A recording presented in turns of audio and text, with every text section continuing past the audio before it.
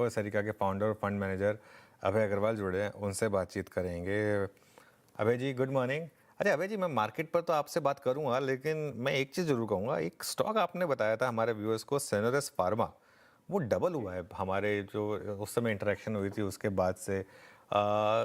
तो थोड़ा इसके बारे में ये तो 1 महीने का चार्ट है, 1 साल का चार्ट रखें। हाँ, ये देखिए, ये अभी भी है आपके पास, और ओवरऑल फार्मा स्पेस पर अब आपका क्या व्यू है?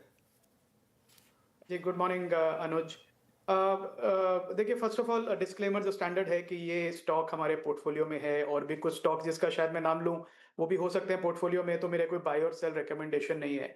सिनोरेस हमने लिया था, और उस समय करीब साल, डेढ़ साल पहले मेरे ख्याल से, जब हमको लगा कि एक बहुत पॉजिटिव बिज़नेस एनवायरनमेंट बन रहा है अनुज, इनोवेटिव फार्मा कंपनीज के लिए, जो मिड और स्मॉल कैप कंपनीज हैं। कई ऐसी कंपनीज हैं जिनकी लिस्टिंग भी पिछले 3 साल के अंदर हुई है। और फिर मुझे लगा कि चाइना प्लस वन की स्टोरी भी छोड़ दें, पर ये जो कंपनीज हैं, ये अब एक फॉर्मुलेशंस कॉम्प्लेक्स थेराप्यूटिक सेगमेंट्स में जा रहे हैं, जैसे ऑन्कोलॉजी है, डायबिटीज है, जहाँ पे एक जेन्युइन डिमांड है फॉर्मुलेशंस की, ब्रांडेड फॉर्मुलेशंस की। और बहुत अच्छे प्रमोटर्स हैं, कॉर्पोरेट गवर्नेंस भी अच्छा है, और यूएस में और जो डेवलप्ड मार्केट हैं, उनमें इनकी बहुत अच्छी रिसेप्टिविटी है। तो जो इन्होंने एएनडीएस फाइल किए पिछले 2-3 साल से, अब वो सब कमर्शियलाइज़ हो रहे हैं। और इसके अलावा इन्होंने बहुत ही क्लेवरली मैन्युफैक्चरिंग फैसिलिटीज़ भी एक्वायर करी, कुछ छोटे प्लांट्स, कुछ खुद बनाए यूएस में, यूरोप में। तो जो सप्लाई भी करते हैं, वो लोकल मार्केट्स के थ्रू करते हैं, तो इनको इंडियन कंपनी या फॉरेन कंपनी की तरह ट्रीट नहीं किया जाता है, इनको ऑलमोस्ट लोकल कंपनी की तरह ट्रीट किया जाता है। तो जब हमने देखा कि रेवेन्यू भी बढ़ रही है, स्मॉल बेस से मार्जिन्स भी बढ़ रहे हैं, प्रोडक्ट पोर्टफोलियो स्ट्रांग है, मैनेजमेंट एम्बिशियस है, तो ना सिर्फ सेनोरिस बल्कि और भी कुछ छोटी फार्मा कंपनीज हैं जिसको हमने ऐड किया पोर्टफोलियो में, और सबने अच्छा रिटर्न दिया है। मैं बहुत बुलिश हूँ इस स्पेस पे अनुज। मुझे लगता है कि जो इनोवेटिव फार्मा कंपनीज हैं, स्मॉल और मिड कैप, वो बहुत अच्छा रिटर्न देंगी इन्वेस्टर्स को। दूसरी तरफ मैं कहूँ, जो लार्ज कैप जेनेरिक कंपनीज हैं, वो शायद डिसअपॉइंट करें, क्योंकि वो अभी भी एक ऑफ पेटेंट जेनेरिक्स बेचने के मॉडल पे काम कर रही हैं, जहाँ पे मार्जिन कम होता रहेगा, और रेगुलेटरी रीजंस की वजह से वो प्रेशर भी रहेगा। बल्कि जो इनोवेटिव कंपनी है, उनमें इस तरह का कोई प्रॉब्लम नहीं है इस समय। तो ओवरऑल मैं बहुत बुलिश हूँ। ये हमारा मॉडल पोर्टफोलियो का सबसे बड़ा फार्मा सेक्टर है, 26% हमारा एलोकेशन है फार्मा को, और मुझे लगता है ओवर नेक्स्ट 1-2-3 ईयर ये निफ्टी एज एन इंडेक्स को बीट करता रहेगा। ओके, तो एक स्ट्रॉन्ग पोटेंशियल है यहाँ पे फार्मा के, निफ्टी के परफॉर्मेंस को भी बीट करने के, बट जेनरिक स्पेस से थोड़ा सा दूर रहिएगा। अच्छा भाई जी, सिंस आपका कन्विक्शन ज़्यादा काम कर रहा है इस वक्त, इससे पहले कि मैं और चॉइसेस रखूँ आपके सामने, अपने सोचे समझे हुए स्टॉक्स या इंडस्ट्रीज और कहाँ कहाँ पर अदर देन फार्मा आपका कन्विक्शन बन रहा है? आपने बहुत सारी स्क्रिप्ट्स एनबीएफसीज इंक्लूड की हुई हैं अपने पोर्टफोलियो में, और B to B player I think in auto segment, auto sales में वो इंक्लूड किए हुए हैं, और कहाँ कहाँ पर कन्विक्शन है आपका? जी, हमारा बहुत बड़ा कन्विक्शन है वीरेंद्र, और मैं जितना ज़्यादा देखता हूँ, मेरा कन्विक्शन बढ़ता जाता है। पिछले 3 साल से मैं कहूँगा, वो पूरा इलेक्ट्रॉनिक मैन्युफैक्चरिंग जो सेगमेंट है, जिसको ईएमएस, एक जेनेरिक टर्म जिसके लिए यूज़ किया जाता है ईएमएस, बट मैं कहता हूँ कि ये ईएमएस में बहुत सारे सब सेगमेंट्स हैं, बहुत सारी कंपनीज़ हैं, कुछ सेमीकंडक्टर्स को कैटर कर रही हैं, कुछ डिफेंस को कैटर कर रही हैं। सब एक ही काम कर रही हैं, पर वो ये कर रही हैं कि वो बहुत कॉम्प्लेक्स इलेक्ट्रॉनिक्स, जिनको इंडिया इंपोर्ट करता है मोस्टली, उसको वो इंडिया में बना रहे हैं। अब उसके कस्टमर्स जो हैं, वो बी टू सी भी हैं, कंज्यूमर ड्यूरेबल्स में हमने देखा डिक्सन एम्बर जैसी कंपनीज के, और काफी कस्टमर्स उसके बी टू बी में हैं, जहां पे सेमीकंडक्टर जैसी कंपनीज हैं, जैसे केन्स, सिरमा। और तीसरी तरफ डिफेंस भी उसका एक बहुत बड़ा कस्टमर है। तो अपॉर्चुनिटीज जो कॉम्प्लेक्स एडवांस्ड इलेक्ट्रॉनिक मैन्युफैक्चरिंग में इंडिया में है इस समय वीरेंद्र, मुझे लगता है गोल्डन पीरियड है इन्वेस्टर्स के लिए। अगले 5 साल 10 साल के लिए ये स्पेस बहुत रैपिडली ग्रो करेगा, क्योंकि इसको गवर्नमेंट का पूरा सपोर्ट है, कस्टमर्स का पूरा सपोर्ट है, फंडिंग की कोई प्रॉब्लम नहीं है और मैनेजमेंट्स भी एम्बिशियस हैं इन सारी कंपनीज़ में। तो एक बहुत बड़ी अपॉर्च्युनिटी है ईएमएस में और इसमें मैं डिफेंस, इसमें मैं ऑटो इलेक्ट्रॉनिक्स भी इंक्लूड करूँगा, ऑटो कंपोनेंट कंपनीज़ हैं, ये भी इसमें आएँगी। तो ओवरऑल मैं कहूँगा जो electronic manufacturing, complex electronic manufacturing है, चाहे वो आउटसोर्स हो, चाहे वो खुद का हो, बहुत बड़ी अपॉर्च्युनिटी है इस समय वीरेंद्र। बिल्कुल। और एक बार केन्स रखिएगा ज़रा स्क्रीन पर। आई थिंक केन्स टेक का इंट्राडे रखिएगा। आई थिंक जब सीरीज़ की शुरुआत हुई थी तो एक इंट्राडे प्लीज़, हमने एक व्यू लिया था कि ये उसमें ऑलमोस्ट कल्याण जैसा मूव बन रहा है पिछले कुछ दिनों से। 4.5% ऊपर है ये स्टॉक, ही अच्छा कर रहा है। अ, अभय जी, अब एक बड़ा जो सवाल है वो ये पूरा का पूरा दुनिया भर में जो एक एआई रिवर्सल ट्रेड, चिप शेयरों में पिछले कई दिनों की गिरावट, कॉस्पी में इतनी बड़ी गिरावट और यहाँ पर आईटी स्टॉक्स में रैली, क्या ये एक छलावा था? क्या वापस वो बड़ा ट्रेंड रिज्यूम होगा जिसमें वापस चिप स्टॉक्स में रैली होगी, कॉस्पी में रैली होगी और आईटी स्टॉक्स बैक सीट पर आएंगे, या आईटी में एक बार के लिए आपको लग रहा है कि अब यहाँ से शायद बॉटम बन चुका है? जी, अनुज मुझे लगता है कि पूरा जो सेगमेंट है एआई का हम्म, इंडिया में नहीं बट ग्लोबली एक हाइप साइकिल जिसको हम कहते हैं उसमें चला गया था।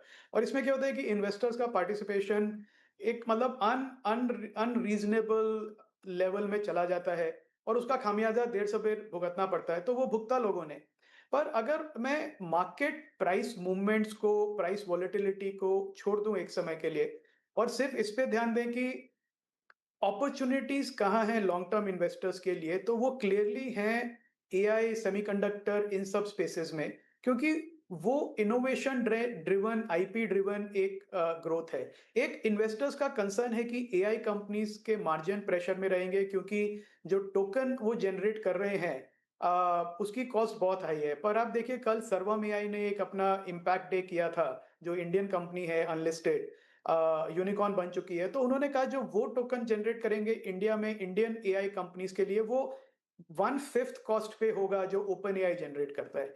तो उसमें प्राइस एफिशिएंसीज भी आ रही हैं, कॉस्ट भी कम हो रहा है। ओवरऑल मैं कहूंगा, मैं बैक करूंगा एआई कंपनीज के ओवरऑल ग्रोथ ट्रेंड को। आईटी सर्विसेज पे मैं चाहता हूं अच्छा करें, पर मुझे अभी भी नहीं लग रहा कि कोई इनोवेशन की बात हो रही है वहां पे। मैं अभी भी उम्मीद करता हूँ कि वो कुछ ऐसी बात करें कि प्रोडक्ट इनोवेशन पे सिर्फ एआई को एज़ अ सर्विस ना देखें, बट एआई को एज़ अ प्रोडक्ट देखें। अगर ऐसा करेंगे तो मैं डेफिनिटली उन्हें अपना मॉडल पोर्टफोलियो में ऐड करूँगा, पर अभी नहीं करूँगा अनुज। हम्म। अच्छा अभय जी, इस बार के एफएमसीजी कंपनियों के नतीजे and more especially their volumes, उनको देखने के बाद आपका कोई एफएमसीजी पे व्यू कुछ ऐड करने का या फिर कंप्लीटली अवॉइड अभी भी है? ये हमने एक थोड़ा मॉडल पोर्टफोलियो में एक छोटा एलोकेशन किया था नेस्ले का, आई थिंक 2-3 महीने पहले। और वो इस बेसिस पे किया था कि एक तो जो वॉल्यूम ग्रोथ हमें दिख रहा था वो एक मार्केट में उस समय एक व्यू था कि मॉनसून अच्छे नहीं होंगे और इसकी वजह से सारे एफएमसीजी कंपनीज को प्रॉब्लम आएगी। दूसरी तरफ से कॉस्ट इन्फ्लेशन होगा बिकॉज़ क्रूड का प्राइस हाई था। तो मुझे लगा एक अच्छी अपॉर्च्युनिटी थी उस समय नेस्ले जैसे लीडिंग स्टॉक में आने की। प्रॉब्लम ये है कि ये बहुत महँगे स्टॉक्स हैं और मुझे लगता है कि अगर कभी भी इनका मल्टीपल करेक्ट हुआ तो इन्वेस्टर्स को इम्पैक्ट आएगा रिटर्न का।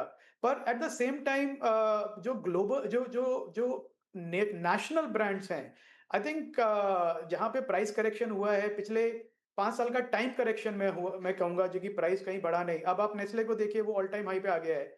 तो आई थिंक एक अपॉर्च्युनिटी है डेफिनिटली इन्वेस्टर्स के पास उन स्टॉक्स को बैक करने की जो नेशनल लेवल के ब्रांड्स हैं और जिन्होंने काफी लंबा टाइम करेक्शन देखा है, करीब 35-40 टाइम के पी मल्टीपल पे चल रहे हैं।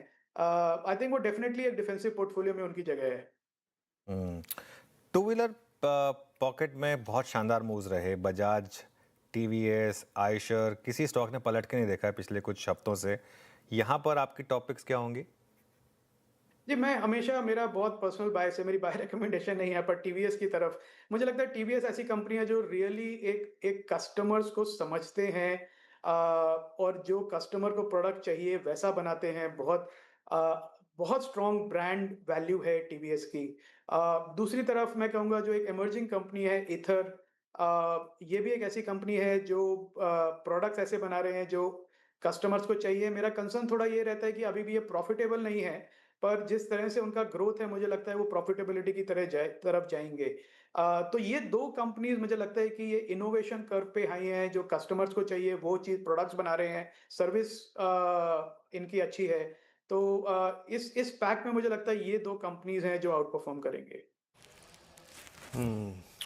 एक स्पेस और जिसकी मैं बात करना चाहूँगा, कुछ भी कमोडिटीज़ में जोड़ा है अभय जी आपने, वेदर इट्स मेटल्स या फिर प्रीशियस मेटल से जुड़ी हुई एसोसिएटेड स्पेस या फिर केमिकल्स? वीरेंद्र, इसको हम इतना क्लोज़ली देखते नहीं हैं क्योंकि एज़ ग्रोथ इन्वेस्टर्स हमारे लिए मुझे नहीं लगता है कि कमोडिटीज़ में कोई अपॉर्च्युनिटीज़ हैं। मुझे लगता है other than the model portfolio discussion मुझे लगता है कि मेटल्स एक ऐसी चीज़ है जो काफ़ी डिमांड एंड सप्लाई ड्रिवन है। तो जब एक मौका आता है, जब एक ऐसा दौर आता है जब अंडर इन्वेस्टेड है दुनिया या मैन्युफैक्चरर्स और उस समय डिमांड स्पाइक हो, तो एक शार्प राइज़ मिलता है। पर उसके अलावा एज़ अ ग्रोथ इन्वेस्टर मुझे नहीं लगता हमारे लिए कोई अपॉर्च्युनिटीज़ हैं फ्रैंकली कमोडिटीज़ में वीरेंद्र। ओके, कमोडिटीज़ में फ़िलहाल कोई अपॉर्चुनिटीज़ नहीं दिखती हैं आपको यहाँ पर। बजाज फाइनेंस में आज नंबर्स के बाद फिर एक री-रेटिंग देख रहे हैं हम। इसके अलावा बाकी मणप्पुरम में भी अच्छे मूव्स रहे हैं। श्रीराम फाइनेंस भी अब ऑलमोस्ट लाइफ टाइम हाई पर है। ये पूरी की पूरी एनबीएफसी स्पेस में आपकी प्रेफर्ड पिक्स क्या होंगी या पोर्टफोलियो पिक्स क्या होंगी? ओवरऑल मैं बहुत बुलिश हूँ अनुज एनबीएफसी से, क्योंकि मुझे लगता है कि जिस तरह की उनकी प्रेजेंस है और स्पेशली जो लीडिंग एनबीएफसीज हैं, उनके लिए एक आई थिंक अगले 2-3 साल बहुत अच्छे रहने वाले हैं कंपेयर टू लार्ज बैंक्स, क्योंकि बैंक्स की प्रॉब्लम ये है कि अभी भी वो डिपॉजिट्स के लिए स्ट्रगल कर रहे हैं। एनबीएफसीज जो हैं थोड़ा हायर कॉस्ट पे फिर भी अपना बोरो कर पा रहे हैं। तो मुझे लगता है कि NBFCs between the in the financial lending pack, NBFCs को इन्वेस्टर्स को प्रेफरेंस देनी चाहिए। और उसमें भी उन एनबीएफसीज को जहां पे एक clear over last 4 quarters portfolio quality, credit quality में इंप्रूवमेंट है। तो जहां पे जीएनपीए, एनएनपीए हर क्वार्टर में गिरे हैं पिछले 4 क्वार्टर्स पे, आई थिंक वो कंपनीज एक बहुत सॉलिड फुटिंग पे हैं। मेरी प्रेफरेंस, क्योंकि ये एक ऐसा स्पेस है जहां पे इन्वेस्टर्स को फ्रैंकली लेवरेज्ड प्लेस करने चाहिए। तो मेरा अभी भी प्रेफरेंस माइक्रो फाइनेंस पे है। तो मॉडल पोर्टफोलियो में हमारे एक फ्यूजन फाइनेंस है और दूसरी तरफ एक स्मॉल फाइनेंस बैंक है उज्जीवन। उज्जीवन के रिजल्ट्स काफी अच्छे थे। आई थिंक जो हमारा इन्वेस्टमेंट थीसिस है उसी पे वो प्ले आउट कर रहा है, जहाँ पे पोर्टफोलियो क्रेडिट क्वालिटी इंप्रूव हो रही है और डिपॉजिट्स भी बढ़ रहे हैं और लेंडिंग बुक भी बढ़ रही है। तो आई थिंक एक उज्जीवन पे हमारा काफी पॉजिटिव व्यू है। और दूसरी तरफ फ्यूजन फाइनेंस मुझे लगता है कि जो उसके पुराने प्रॉब्लम्स थे काफी सॉर्ट आउट करके अब वो वापस ग्रोथ कर्व पे चल रहा है। तो ये 2 हमारी लेंडिंग बेट्स हैं अनुज मॉडल पोर्टफोलियो में। ओके, अच्छा, वेरी क्विकली, बहुत संक्षेप में, इटर्नल या स्विगी, कोई स्टॉक बैक करेंगे इस लेवल पर? नहीं, दोनों नहीं करूंगा। अच्छा, दोनों नहीं करेंगे। चलिए, शॉर्ट एंड स्वीट आंसर। बहुत बहुत शुक्रिया आज हमारे साथ जुड़ने के लिए अभय जी और अपना समय देने के लिए।